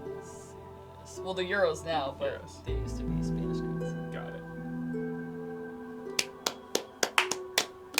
That's crazy. Only 6 enemies killed. That's awesome. Well done. Well done. That's a good loop. I was trying to think of what we could say to tease Damiani about the game. No, nothing. Absolutely nothing. But I mean, like, wow, that was crazy that. That Bloodborne enemy showed up. Yeah. And then Melania is like the secret enemy. And the chainsaw man takes his hat off, takes off his head covering, and he's It's Snake. Claire. Well, I didn't expect them to combine the Lord of the Rings and the Resident Evil universes. Yeah, either. it's kind of weird. kinda shocking. I'm not sure about it, but apparently it's good. So. All right. Is that me? Yes. Maddie, unexpected enemy. Howdy, allies. I hope everyone is as well as they can be. In a previous submission, I wrote about my time spent with the now deceased Babylon's Fall. I decided to stream the game during its final night of service, and I had a few thoughts to share. A eulogy, if you will. I tried to edit my stream down to a coherent 3-minute video, but it spilled over the edge just a bit, so hopefully that's okay. Bye forever, Babylon's Fall. We hardly knew ye. Amazing grace, how sweet. Alright, here we go.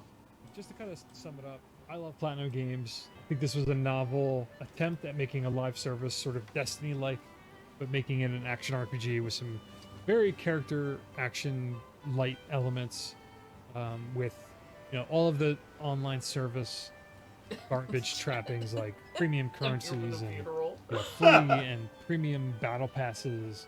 You have your dailies and weeklies, and you have your color-coded armor. It hit all the marks. It just wasn't either meant to be. Quality of the game just didn't speak for itself. I don't think it's a terribly playing game. It occupied, I said this earlier, but it occupied a space in my head for games like that were on PSP, like Japanese action RPG sort of dungeon crawlers that felt sort of inspired by Diablo in a sense. It reminded me of games like Rengoku Tower to Purgatory on PSP. It was Ragnarok Odyssey on PS Vita. And you would gear up and go out with people if you had friends, or you managed to rope people in, guilted people into playing with you if you were lucky enough to do that. I spent 50 hours, got the Platinum Trophy, got to see at least the story quest line, but I didn't do all the post-game, end-game stuff. When I started playing it, they had already announced they were shutting it down. So again, I just didn't feel it was necessary to spend any more time than I had to. So I'm happy I got to see at least Platinum Games' first attempt in the live service realm. I really hope they don't do something else like this again. I think it's just like a failed endeavor. I understand the need or the desire to as a creator and as a company. Like, I'm sure they say they want to keep doing it, but I'm sure that might be coming from like an investor or from some higher up saying like, we need to crack this type of game no matter what, even if it fails. But when they do announce their next live service game that's like this, will I even be able to play in a year? Who knows? Yeah, so this is a kind of an experimental, weird stream, sort of like a reflective stream on the state of the industry, like my thoughts on my mortality as well. Like, my thoughts on my mortality. mortality. You're right. He said he gets morbid. Like the progress you make on them is so intangible. It's just data online, whether it's saved on like a memory card or like a hard drive that you can physically pull or physically touch or look at. Like, you can't take any of this with you when you die. And while you can say that about anything that you play or any game that you play, there's something even more kind of like life-stealing to an MMO game than any other type of game. Anarchy because I'll never be able to look at this ever again after tonight. Other than this, people who managed to archive and upload videos and playthroughs online. So whatever. I could talk about this for hours. It's a shame. It's a shame that things are the way they are. That's Babylon's Fall. I'm gonna max the game screen out and then walk away, and if the stream crashes, then good riddance, Babylon's Fall. And if it keeps going till the servers kick me out, then as I said at the start, Babylon's Fall, bye forever. Riddance.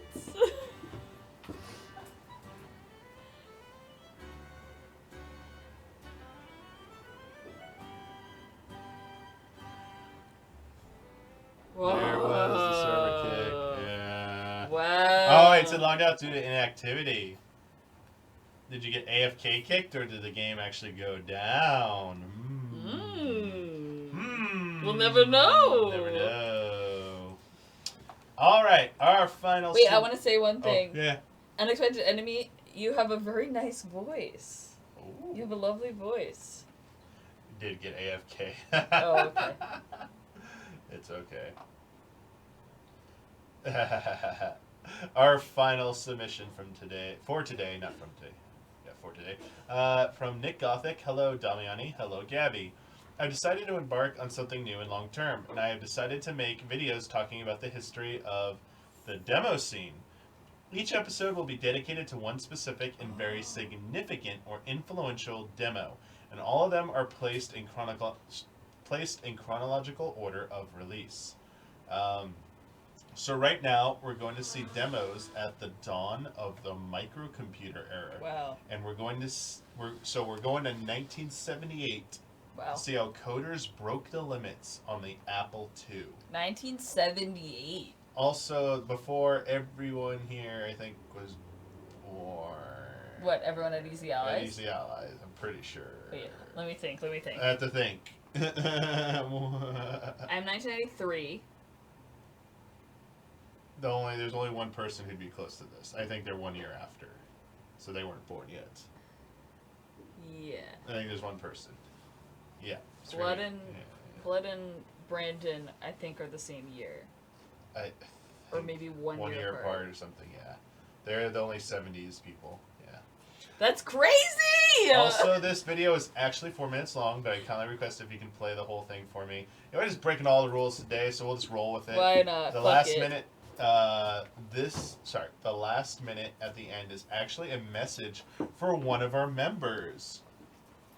As with the last time I overstepped my limit, I promise to shave that minute from the next time. Okay. You don't have to do that, but it's a very honorable thing to do. Make it an 8-minute It'll be a video. 2-minute video next time. Thank you for your kindness. Okay. Damiani's feeling Generous? generous today. Alright, here we go. Little demo scene retrospective. So, what was the first demo? A large number of enthusiasts from the scene will point to various definitions of the software demo and include anything from early ad sack programs to sports billboards and abstract animation. But for the sake of ease, here I will consider the oldest database entry employed as being the earliest demo. It is Apple Vision by Bob Bishop for the Apple II, 1978.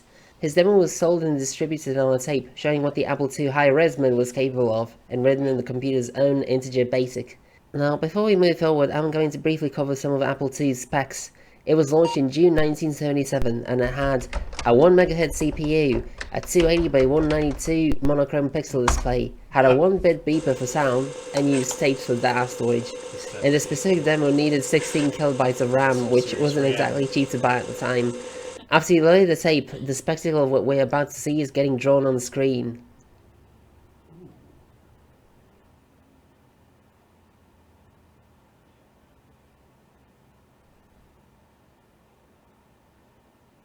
I feel like I'm watching an Etch-a-Sketch. Yeah.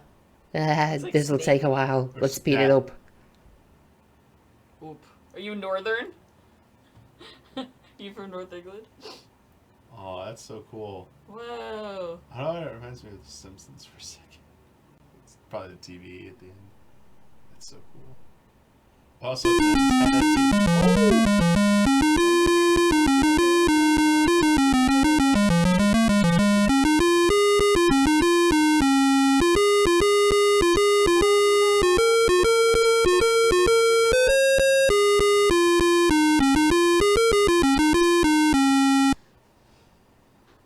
Very cool. And that was it. It was a simple animation of a figure dancing with scrolling text and music. As silly as it seems, this was quite evocative because for the Apple II being able to perform so many operations at once, such as animation, music, and scrolling text, it wasn't easy. I mean, the graphic routines themselves were written in assembly, but all the text actually wasn't meant to be displayed in the high-res graphics mode. The graphics mode and the text modes are actually completely separate modes of operation, but in here Bishop made them work in unison, which is what makes this amazing and forward-thinking. This marks one of the earliest times a machine was made to run something it wasn't meant to be run, which in itself is a major hallmark of computer demos. This demo is simple as heck, but I can't stop admiring its purity and elegance. It's a magical display of what computers were capable of, and it reminds me of the ancient days when people were amused by and ascribed inside fantasies to shadow puppets, and it unashamedly shows the beautiful things in life. Dance, music, joy, and home. These are happy things, and ultimately the ideal and the future that software and computers promise to us. There are a lot of evils that computers are being used for, which drives us from the idealized features that the original computer engineers imagined. Ultimately, it's the software that you use and create that will shape the landscape of the future that we've been promised. Let's make on that promise. And RF, Ragnar, gee, you didn't have to do this and put me on the spot like that. Thank you for the card. I don't know what it is, but I'm sure whatever you picked is a good thing and that you'll write for me. Anyway, thank you for reaching out way back and being friends. It was you who was kind of my first introduction into the wider EZA community and what made me meet all the other wonderful people like Jesse and Sarah and Eric and so on. I have wonderful memories of all the times we'd confide in each other, all the advice we'd exchange on writing and artwork, all the punk music, all the porn you'd share with me, and I'm beyond happy that you consider me family, even in spite of me barely responding or talking these days. I don't like it either, and it doesn't make me happy. I wish I was more present, but I'm busy fighting fights of my own. How about this? I love you, Ragnar, and you make me very happy. Life is hard, but for my and everybody's sake, I want you to go on. Love and respect. Stay winning. That was great. You have an awesome accent. And that was really cool. I loved seeing that. I was sad at the end because I wanted more. I know. I didn't, like you said, it was 4 minutes. I'm like, that was 4 minutes. That was 2 minutes. I know, it felt like 2 minutes. You have 2 more minutes. I want 2 more minutes of video. It was very nice. Thank you, Nick. All right, that. Wait, I want to know what your accent is on Boss. Oh, well, I'm not showing the stream off like this instant. Sorry. But I was gonna say that was our last submission. When we'll be back streaming again in a few, like a half hour. Oh yeah, I keep forgetting that's an hour. Yes. I'm like, it's only 4 o'clock. We're so early right now. We need to change that. Don tried and it was complicated, so we gave up. I was like, man, we got like a while for the podcast, but not really. It's Today happening is soon. packed. I'm so hungry. You gotta shoot. You see the extra?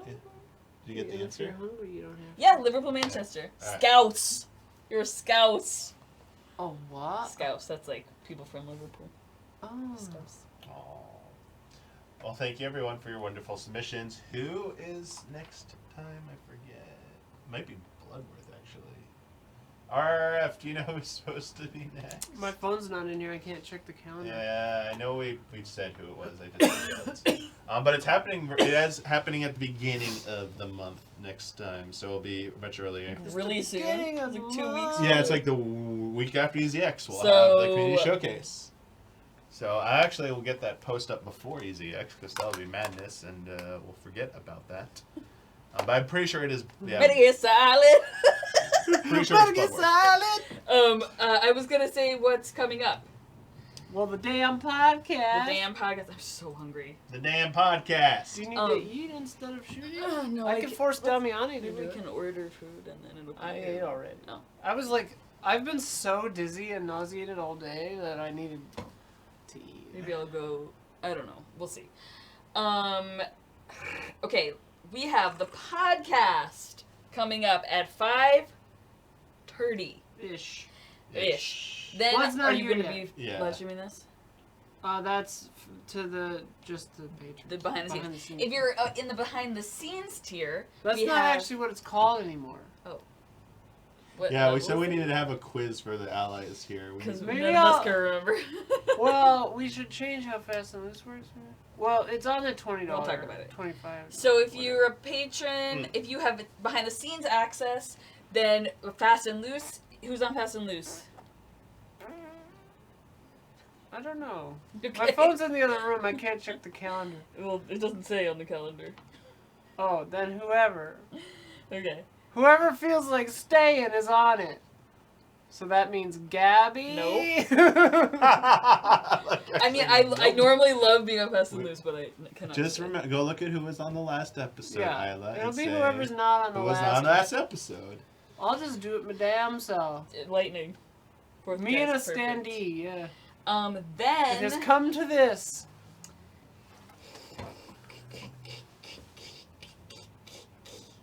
Look, we got a lot of great stuff coming Stream up. Team on Tuesday?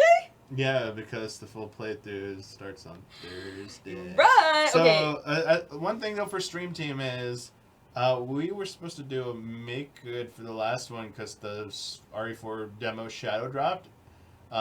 So I was just planning one last time to do that one because we owe you that one, and we really don't have time to schedule another one. Blood was suggesting we do 2 stream teams, but I don't think there's actually time for that. So if no one has any objections, when the last one we're gonna we'll pick it up there because we're supposed to play that. I think that'll be fun. If you have any objections, just tag me on the Discord, at me and be like, I don't think that's good, but otherwise that's what we're gonna be rolling with. And I actually forget what won because I wasn't Wolong, here. I think. What? Was it Wolong? So it will be Wolong.